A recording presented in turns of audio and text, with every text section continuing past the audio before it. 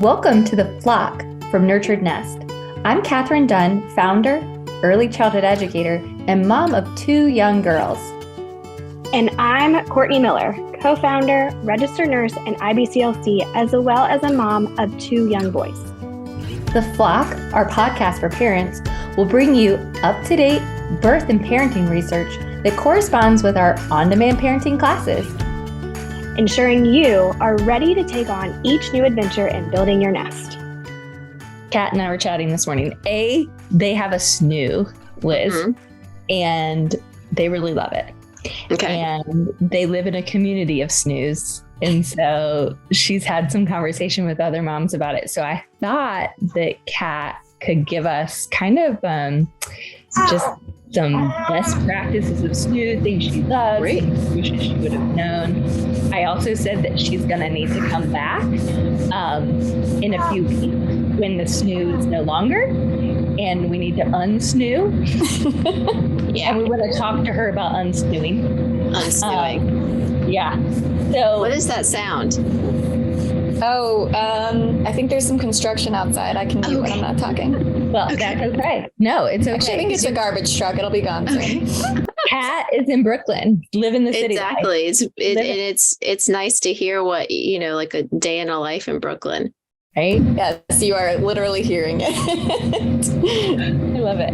Okay, so Orion is here with us, and he is almost 2 months, but that is his real life age because he was born about 5 weeks early. So Liz just did his adjusted age. And Liz, what is Orion's adjusted age this morning? So if he is precisely 3 weeks and 5 days adjusted. Okay. And for those of you who don't know what the heck we're talking about, it's just based off Kat's due date, which was August 24th. Yep. He came on July 22nd. Liz, when should she respond to him at night? She's typically waited to see if he can resolve it on his own. And he is in the Snoo, so the Snoo's probably zhuzhing him, right? And usually he does resolve on his own. So talk to us a little bit about response during the night, Liz. Yeah, I think that's a great question, and one that I get all of the time. So I'm glad we're talking about it. The thing that you want to make sure that you're doing when your baby wakes up in the middle of the night is that you are taking a beat to take a breath and pause and listen. Because if at first peep from your baby, if you hear them crying and then you just immediately rush to them and go straight to pacifying their tears as quickly as possible, then you're preventing them from being able to communicate to you what their true needs are. And you are preventing yourself from learning how to decipher what their true needs are. So I always recommend, whether it's the middle of the night or during the daytime, pause, take a deep breath, maybe like 3 or 4 deep breaths, listen, and then respond. As far as, you'll hear people say, and like you sort of mentioned in the question, you will hear people say, well, how long should I give them? Because I want them to work it out on their own and figure out how to sleep more independently. That's great. But honestly, newborns aren't really supposed to be able to sleep independently. Their nervous systems just aren't that developed yet. So if he does happen to fall back asleep because you give him a couple minutes, awesome, exciting, heck yes, go back to sleep, get some more sleep. But don't let yourself be lulled into that becoming the expectation, because he's going to go through so many different cognitive periods where if you leave him alone to sort of fuss it out for, say, 5 minutes, he's not going to always be able to fall back asleep. Sometimes he's probably going to escalate and really need help being calmed back down. So there's not exactly a rule of thumb, like wait X number of minutes. But if you pause and take a few deep breaths, then that's going to allow you to sort of access your like rational thinking and to really figure out what they need. It also will give you time to take a peek at them and see if maybe they're just in REM sleep and crying. Because newborns spend a lot of time in REM sleep and they move around a lot. And so sometimes they're like acting out their little newborn baby dreams. And so giving him a few minutes looking and saying, okay, like sometimes they'll even open their eyes a little bit. They'll smile, they'll grimace, they'll do all sorts of things. Just kind of observing, because you should probably know by now, like if they're doing that like full body, like sort of thing, like they're sorry, that was a really annoying sound. It's very accurate. Like the little baby pterodactyl sound. If they're doing that, they're probably not sleeping. But if they're like whimpering and like vocalizing, then, give them a couple minutes and make sure they're actually awake. Yeah, he's a very vocal baby. If there wasn't a truck outside my window, you could hear him right now, just kind of grunting and making little baby noises. I do hear him. Yes. We have to remember that that's their voice. So babies don't have words. They only have cries. And it's bizarre as an adult because we are not used to communicating in cry. I wouldn't cry to you. If I did, I would be upset. I would be sad. I would be hurt. And so as adults, we take their cries and try to apply them like they're an adult, and they're not. Mm-hmm. So and that applies to my toddler, my now almost preschooler over here, age kid, and my 6-year-old. Like that keeps on applying for a while past this baby stage. Totally. Okay. So, and it also, I think one other important thing to mention here is that if you do give them, get in the habit of, rather than just like jumping up and immediately quieting them down, if you get in the habit of really listening, you'll start to be able to decipher like, well, that cries a little bit more of a hunger cry. That cries a little bit more of a sleepy cry. That one's a little bit more of like, I just hate the world cry, and you'll start to kind of get the hang of it. But if you never give them a chance to vocalize, because you always are like on them right away, feeding them or trying to shush them back to sleep, then you won't get a chance to learn what their voice is trying to express. Mm-hmm. No, I like that. I can remember the same stage, Kat, and I can remember people telling me not to feed my 6-month, 7-month-old in the night. And my gut said that's a hungry cry from her. And then once we got to 8, 9 months, that cry changed. And that was like whiny, like, yeah, I just want to hang out with you. And it didn't come easily, though. That wasn't something that I had at the very beginning. I didn't know their cries. Can we switch gears and talk about swaddles? Would that be okay? I would love that. Hey, Orion. Ryan says, yes, good idea. So Kat has a couple of swaddle questions. So swaddling for naps. So remember that he is 8 weeks out, but a little over 3 adjusted. And then swaddling when he wakes up at night. So staying swaddled at night. So Liz, I think, has some different takes on swaddle in general. Liz, do you want to hear from Kat what she's doing? Yeah, why don't you tell me what you're doing, and then we'll go from there. So again, he's in the Snoo. So the Snoo has the 10-second swaddle, they call it. So you kind of strap his arms down. There's a little part that goes between his legs, and you zip him up, clip him into the sides. So he is in that while he's sleeping. The first, probably up until about a week ago, when he woke up, I was taking him out of that swaddle in the Snoo, changing his diaper, feeding him whatever he needed, and then trying to put him back, which kind of took a lot longer. About a week ago, I started taking the swaddle out, swaddling him out here, and then kind of doing whatever he needed and then putting him back in there when he was ready. And he started sleeping a lot more. I don't know, that could be just because was going to do that anyway. It could be the swaddle. It could be, who knows? So that's what I'm doing. I'm not really swaddling him for naps unless he starts freaking out and is flailing his arms and seems like they're stressing him out. I think that all sounds perfect. Oh, amazing. Yeah. I mean, it sounds like you're really like responding to the little cues that he's giving you. And, if he's having a fitful day and needs to be swaddled for a nap, like, okay, cool. That's a day. Swallow him that day. The other thing I liked that I heard you say is that, you didn't know for sure if the way you were swaddling was impacting how well he was going to sleep at night. Maybe he was going to sleep well anyways. And it's so good to keep that sort of attitude, because if you start trying to draw, decisive conclusions between X and Y with a baby, like you're just going to drive yourself mad, because there's so many variables that are going on behind the scenes in their brains, and then other things going on in the environment that you just never know. But it sounds like it's working well for you, and I don't hear anything wrong with that. I mean, what are your thoughts about it, Kathryn?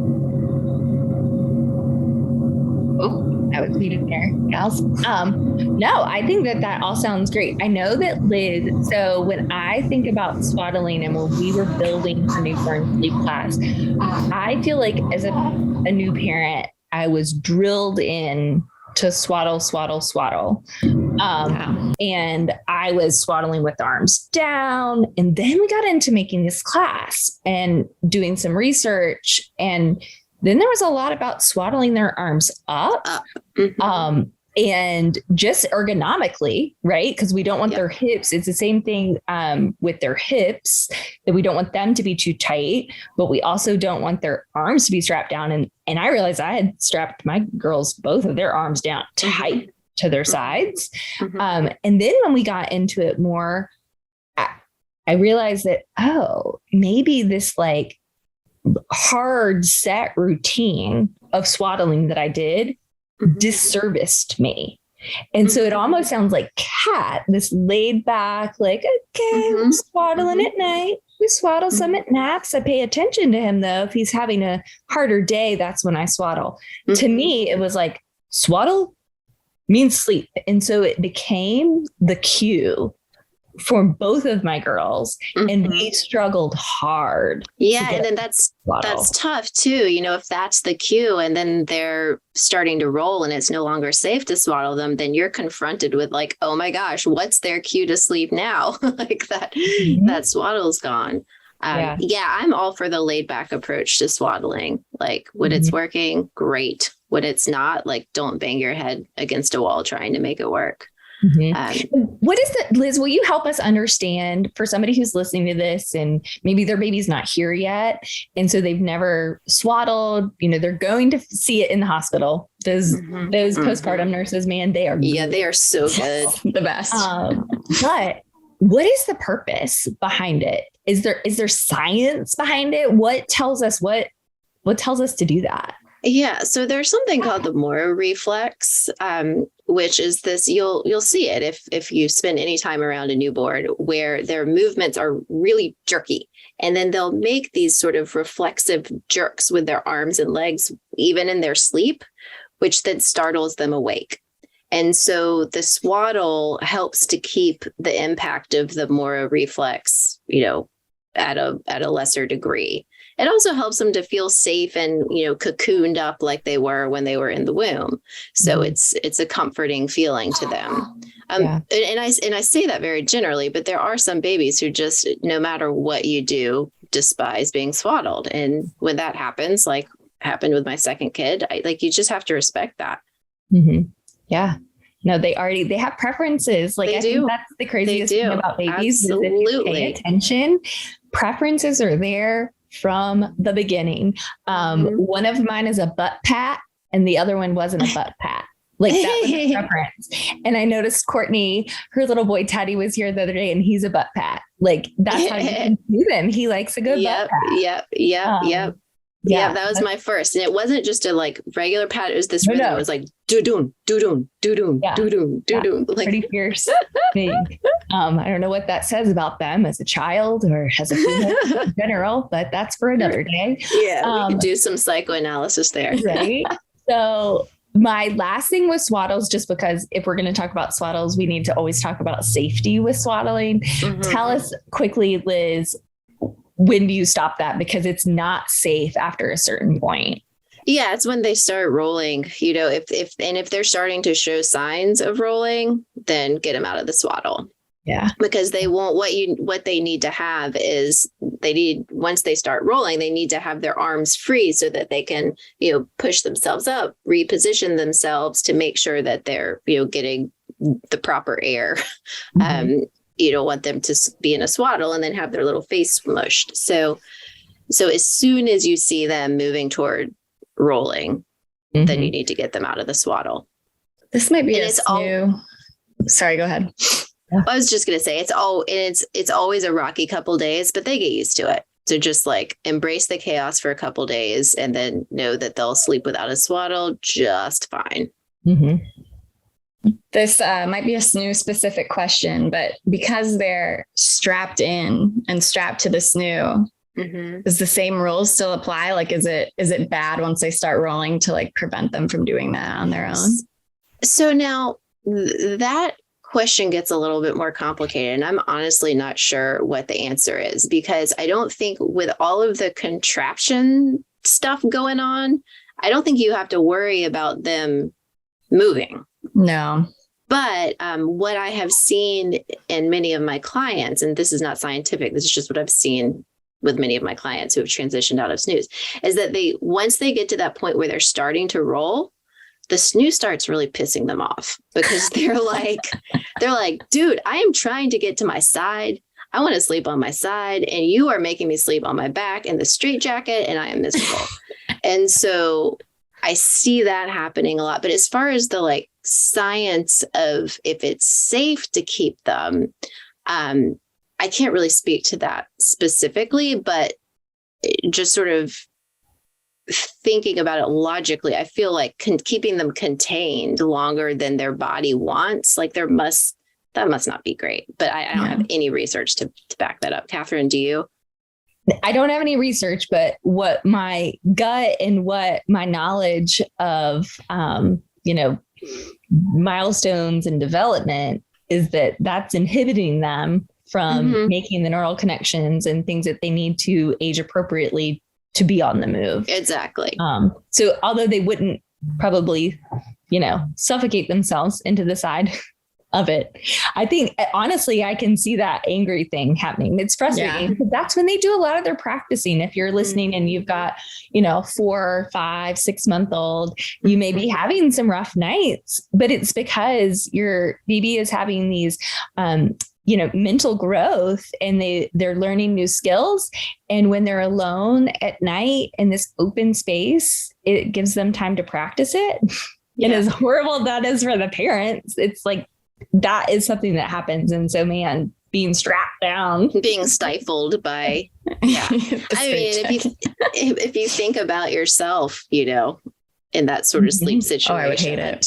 It doesn't sound awesome. Yeah. What is that when they start? I don't even know when babies start rolling over. Is that like 4 or 5 months? Totally depend? For a lot, but for my oldest, it was when he was 8 weeks. So, I mean, whoa. Milestones. So that is the funniest thing. In baby's first year, we talk a lot about like milestones, and that is where it starts, the comparison game amongst friends, amongst people on the internet. Like that's where we start comparing. It is so different, and just like humans. So think of it this way is, I'm really into riding horses. Like that's what I love. My husband's really into golf.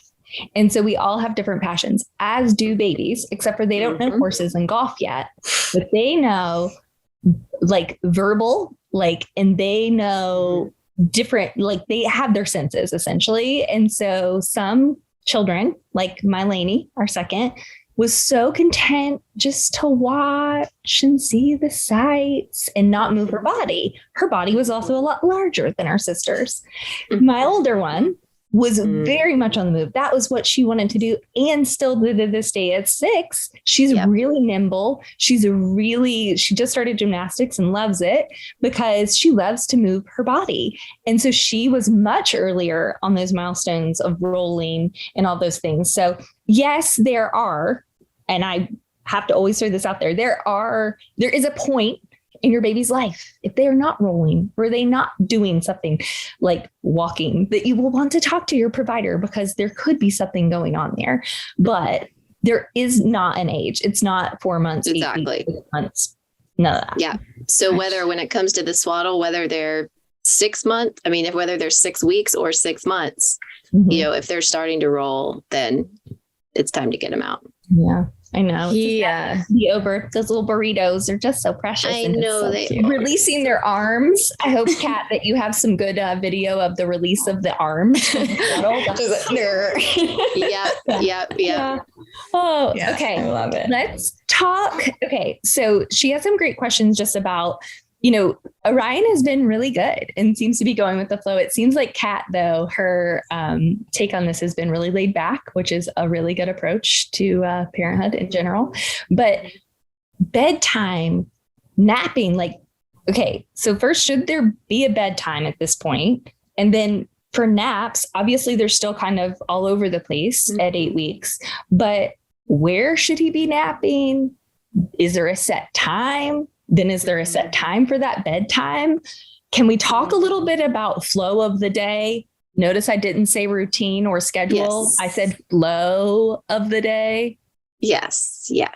So when it comes to specific times in newborns, I just wouldn't worry yourself with that. I mean, they're at 8 weeks, a baby is just starting to produce melatonin enough to make any sort of difference to where there is much of a night and day to them.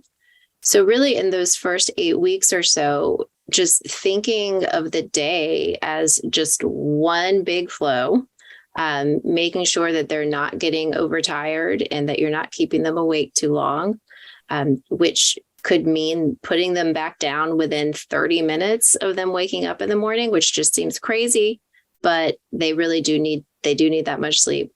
And then just kind of just going with it around the clock. If they sleep for 3 hours for a nap and then can stay awake for an hour before their next nap, awesome. But if they only slept for 30 minutes, then they might only be able to stay awake for 30 minutes before their next nap. And so just kind of going with the flow with them in that period, and then involving them in your social activities and your activities around the house so that they start to have the social cues of, okay, well, this is daytime and this is nighttime. Because again, if your baby's 3 weeks old, they're not producing melatonin yet. So they're not going to have a circadian rhythm. So, in the morning when they get up, whether that's 7 o'clock in the morning or 10 o'clock in the morning, just turn the lights on, let them know that it's time to start the day, bring them with you to the kitchen to make coffee or tea, and know that you're, starting to establish that routine of what daytime is. And then as long as you keep them from getting overtired during the day and then include them in your routines as a family, they're going to be fine and they're going to get into a nice rhythm. And then as far as what bedtime is, it varies a lot. Newborn bedtimes do tend to be later than, the 4 to 6 month old bedtime. And so if your newborn's not wanting to be put down until midnight, that's just what their little body needs. And that's fine. So don't bang your head against a wall trying to put them down at 8 because the 4-month-old next door goes to bed at 8 o'clock. So just know that the bedtimes will probably be later. And then somewhere around 3 to 4 months, sometimes earlier with some babies, the bedtimes do get more into that typical baby range of 6 to 8 p.m. Mm-hmm. Hey, can I add something to that? Please. A real, this is not a sleep consultant perspective per se. I just remember that being really hard, specifically for our second, because we were already in a flow. We had a 2-year-old. And so she was going to bed at by 7 o'clock. And so of course I was really in that routine of winding down, and I had that time. And I remember being ragey. Well, and granted, if you know my story, you know that I had undiagnosed postpartum anxiety going on. But I was just extra mad when she would not go to bed at a traditional time. In fact, it seemed like she like woke up at like 8 or 9 o'clock. Yeah. And so that's when I needed help. And that's why I wanted to say this was like, I needed to think of a better way to be like, I need help, partner. This is a really hard time of night for me after I had fed her. I'm putting her in the bassinet in our bedroom and setting the tone for nighttime sleep. And she is not doing it. And I just need to rest myself. And so, we eventually got there. She eventually would spend time in the den with my husband. So I would feed her, put her down, and we would try every night for consistency purposes. And then when she would fuss and it was real clear that she was not ready to sleep, my husband would come and get her. He would watch some TV. She would just be out. I do have to say she would be in a swing, which now I know that is not a safe sleep spot. And really? Yeah. No, we can talk about that too. We can talk about sleep. It's inclined sleep. And Liz might have some more insight there. Yeah. Well, if you think about it, if you sort of just like sit upright and then kind of tuck your chin a little bit toward your neck and see what that feels like and try to breathe. So that position can be induced by being in a swing or at one of the like a cozy incline, like a swing or a car seat. And so that's why you have to be really careful because they're not getting the appropriate amount of oxygen. What is it? And we're finishing the class and I think it's is it, what is the incline? I just put this in. The actual, like numeric incline. Yeah. Like it's I don't know off the top of my head. Incline, guys. Like is it? Yeah, flat? No, it needs to be flat. Firm, flat, firm space on their backs, and really in general too, they're not supposed to spend more than 2 hours in what I deem a baby holder. That would be like a swing, a bouncer, a Bjorn, whatever it is. Dock-a-tot. Yeah, a dock-a-tot. That's for what is a dock-a-tot? They're by dog bed. Yeah, I don't think they're quite as popular now as they were a couple years ago because of some issues, but the Consumer Safety Product Commission kiboshed a lot lot of sleep things. I had one and my girls slept in it. Don't even, guys, I did some major unsafe sleeping because I was tired. So that's definitely dig into our infant safety class if you have questions there. But just the neural connections that they're supposed to be making by having their body grounded.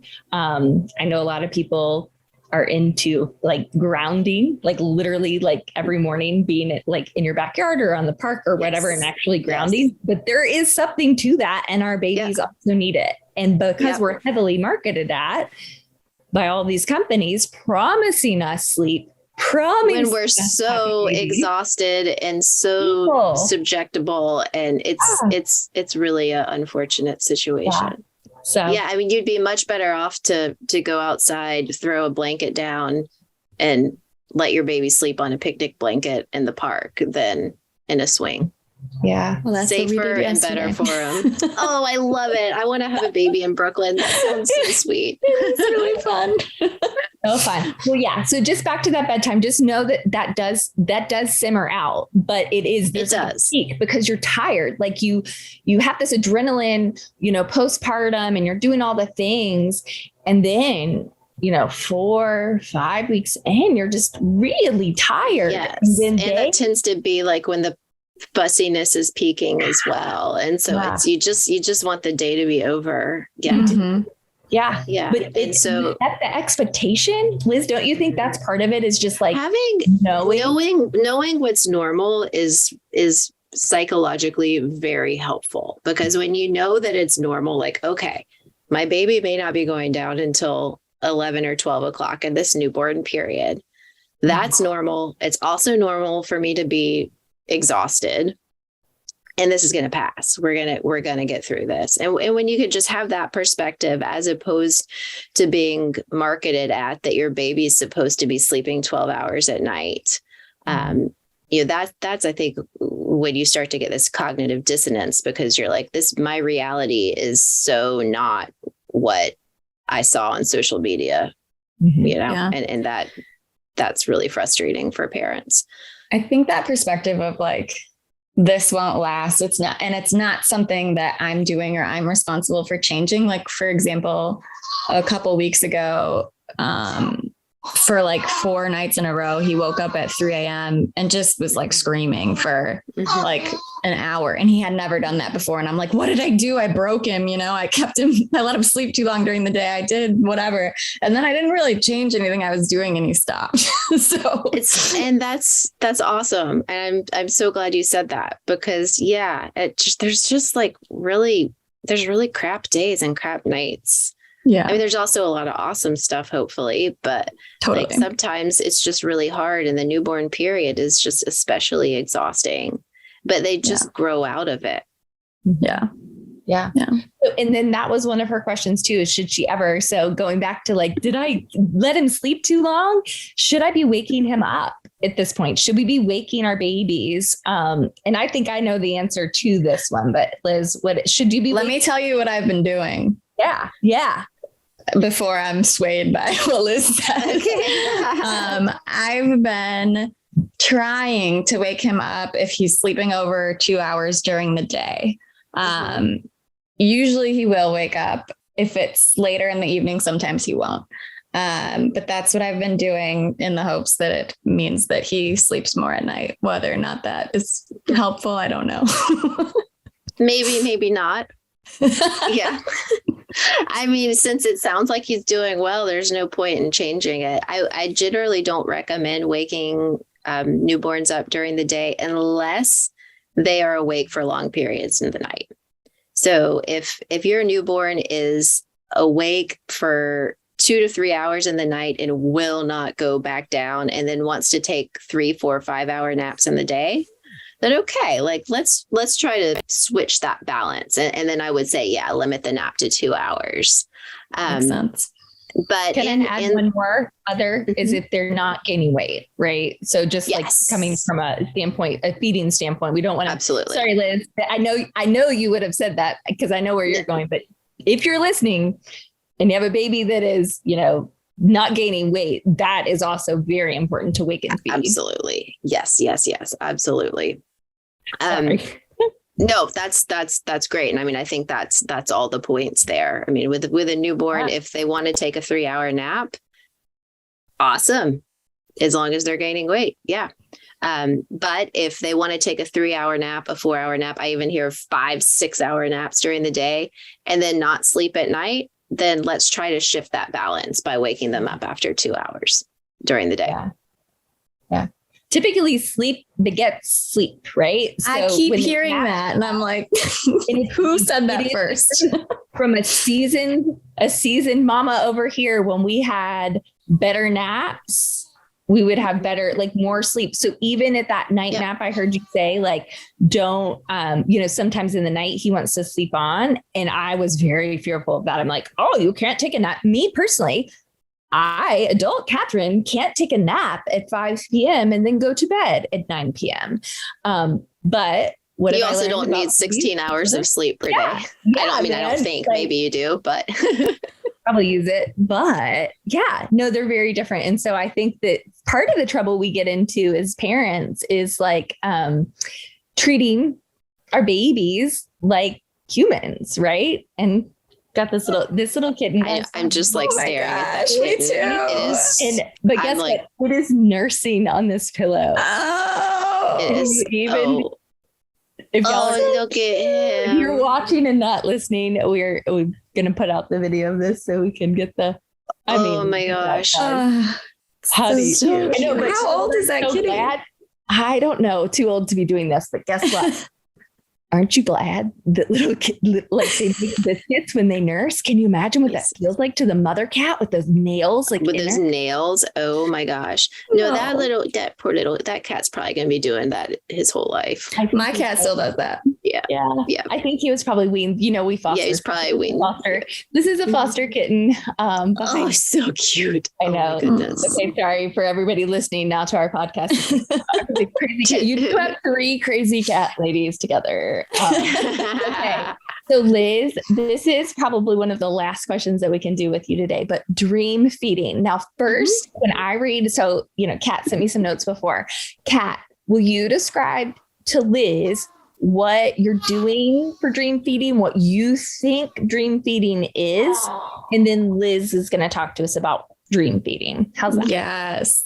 Okay. So what I have heard and what I was trying to do is when he goes to sleep, let's say he goes to sleep at 7 and I come to bed at 10, is like kind of grabbing him and like trying to feed him a little bit, not totally waking him up, but like just seeing if he'll eat a little bit more and then putting him back down to kind of like fill him up so he sleeps longer.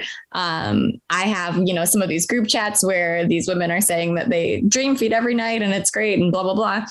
To me, he's either awake or he's sleeping. And if he's sleeping, he's not eating. So I don't understand how people are doing that, or if there's value in that, if I should be trying to wake him up or if I should just be letting him do his own thing, Yeah. So what you described is the ideal of dream feeding of you go in at your bedtime, you give them the breast or the bottle, and they kind of halfway wake up, but don't really wake up. And then their tummies are nice and full and you get a 3-hour chunk of sleep.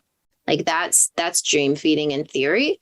And it works spectacularly for some families. For other families, it doesn't do a hill of beans. And for other families, it actually makes things worse because you wake the baby up and then they don't imagine if you were in the middle of a deep sleep, someone comes and pokes you and you're like, here, eat this cheeseburger, you have to eat this cheeseburger. You're like, that's no, and so some babies, I presume, I can't ask them, but I presume they feel like that. And then they don't want to eat. And then they get like grumpy and have a harder time falling back asleep, and it disrupts their sleep cycles. So what I always tell families is that if you're, not getting a 3-hour stretch anywhere, that sure, give dream feeding a try and see how it goes. But if you've been trying it for a week and no one's sleeping any better, then what's the point? Yeah, no, that makes sense. And if you try it on night 1 and it doesn't work, and then you're all anxious about it the next night, don't try it again. And I will say, I think I should be honest here. I didn't dream feed. I nursed both my babies for a long time, but didn't dream feed either of them. And, so I come into it with perhaps a little bit of bias because it never worked for me. But I've worked with so many families with newborns where the dream feed either didn't work or they didn't want to do it, and everyone was fine. So for the people who it works for, awesome. And congratulate them. But just because it works for them doesn't mean it's going to work for you. That's good to know. Cause I'm like, am I doing something wrong? Is there a way to just wake him up a little bit? It's a little more some black and white. It is. And some babies it's not. Because they're all just like adults. Some of us sleep really deep and some of us don't. Their babies are the same way. Yeah. Yeah. It's just another tool. So I feel like dream feed and sound and different types of light and things like that, these are just all kind of tools. And then if you try it out consistently, like Liz said, like a week, and then it's not working, step away. And if it's broke, if it's not broke, don't fix it. I think that's part of the issue too, is that maybe we see people with these babies that are sleeping through the night. Liz, sleeping through the night for a baby that is Orion's age. So, and technically he's even younger because of his adjusted age, but let's talk 8 weeks. What is considered sleeping through the night? Yeah. So it depends on who you ask. When there were sleep studies done on babies, back in, I could the 40s, 50s, 60s, sleeping through the night was considered 5 hours. And so a lot of healthcare professionals sort of latched on to that. It's like 5 hours, if you sleep 5 hours, that's sleeping through the night. I don't know who, I mean, that's crazy to me. If I get 5 hours of sleep, I'm like just totally dysfunctional the next day. Yeah. But the idea being, I think you get 5 hours and then they get an extra, 2 and then 3 and whatever to get enough sleep. But just in, talking with other parents, and the idea of sleeping through the night is you put them down at bedtime and they sleep until you wake up in the morning, or at least till like 5 a.m. None of that is appropriate for a 3-week-old. There may be a unicorn 3-week-old out there who is, or 4-week-old out there who has gained, doing great, gaining weight, and they just happen to sleep 6 or 7 hours straight. But that is not the norm, nor is it something that anyone should strive toward. If Orion's regularly getting some 3-hour chunks, 4-hour chunks at night, that's awesome. And that's like right on target. And if some nights he only sleeps 90 hours, if some nights he only sleeps 90-minute chunks, like that's on target too. He's probably going through some developmental stuff. Mm-hmm. Yeah. Oh, yeah.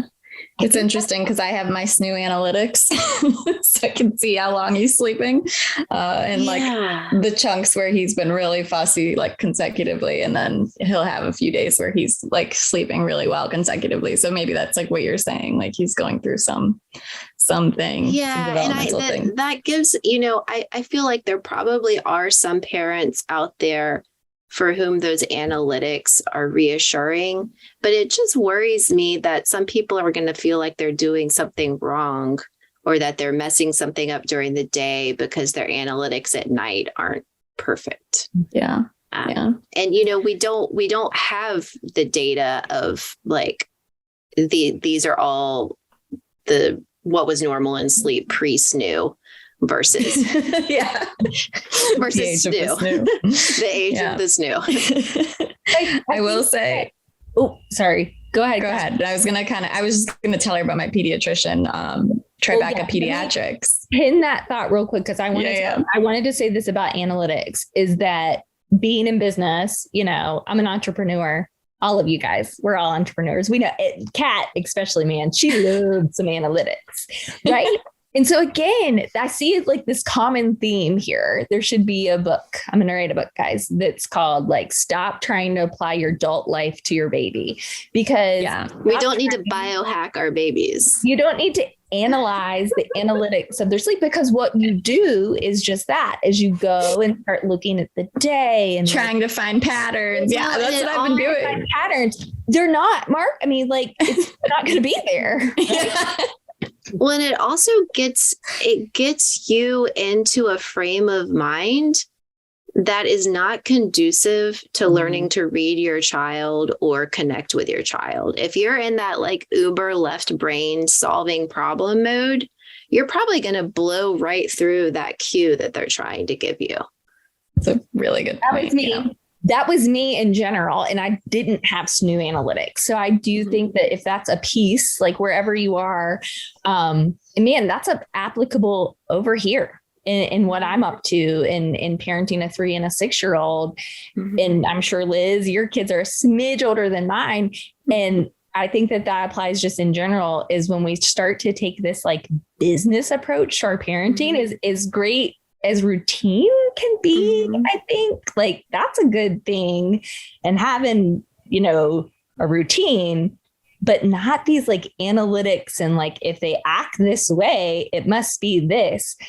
We're human. Yeah. I mean, and that's a really hard thing, I think, for parents, when you're so used to controlling all the variables in your life. And especially, if you're an entrepreneur and you're looking at Google Analytics, for example, or if I have a ton of clients who are at, what the various universities around here, and scientists, and, like you're so used to knowing all the variables, controlling them to get the outcome that you want.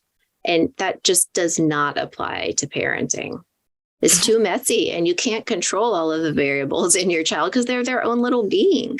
Wow. There's a lot going on underneath the surface that we don't all understand, nor should we, right? It's good that we have experts that do and we can tap into them. But yeah. Okay. We'll wrap on this because Liz has got to run, but I want to have Kat tell you this last thing about her. So she's in Brooklyn with kind of like a coveted, I want to look them up later. I hadn't heard of them, but Liz, Kat, tell Liz, you. Okay.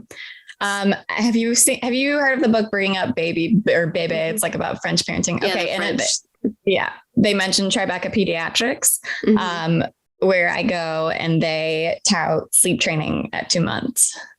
Oh, yes. I've heard about that practice in New York.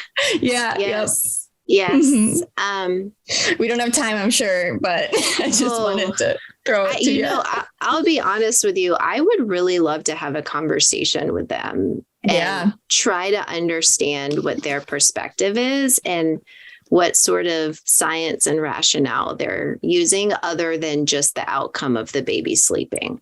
His 2 month is coming up on Monday, and I'm interested to see what they'll say because maybe they won't. Because of his like adjusted age, I don't know if they'll bring that into it, but he's also like tripled in size. He's gaining so much weight. So I don't know, I'm not sure what they'll recommend I do.